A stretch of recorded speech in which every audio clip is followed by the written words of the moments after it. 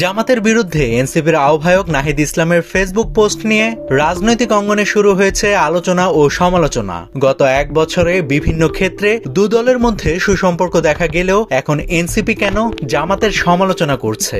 অনেকে বলছেন, জুলাই জাতীয় সনদে স্বাক্ষর করা ও না করার বিষয়টিকে কেন্দ্র করে জামাত ও এনসিপির মধ্যে দূরত্ব তৈরি হয়েছে। তাহলে কি এনসিপি বিএনপির সাথে জোট বেঁধে নির্বাচনে যাচ্ছে, নাকি তৈরি করছে নতুন জোট? সোনালী নিউজের হাতে এসে পৌঁছেছে চাঞ্চল্যকর তথ্য। চলুন সেটাই জানাই আপনাদের।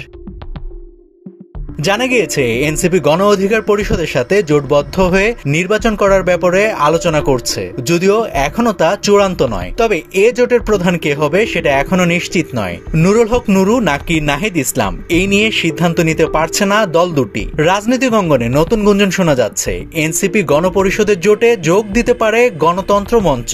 যদি নুরুল ও নাহিদের মধ্যে কে জোট প্রধান হবে এ বিষয়ে সিদ্ধান্ত না নিতে পারে, তাহলে নাগরিক ঐক্যের সভাপতি মাহমুদুর রহমান মান্নাকে প্রধান করে নির্বাচন কেন্দ্রিক নতুন জোটের আত্মপ্রকাশ হতে পারে। বিশেষজ্ঞদের মতে, নতুন জোটের আত্মপ্রকাশ ঘটলে আগামী নির্বাচনে বিএনপি, নতুন জোট ও ইসলামী দলগুলোর জোটের শক্তিশালী লড়াই দেখা যেতে পারে। এক্ষেত্রে বিএনপি জনপ্রিয় দল হিসেবে বিজয়ী হলে শক্তিশালী বিরোধী দল পাবে দেশবাসী। নাভিদ হাসান, সোনালী নিউজ।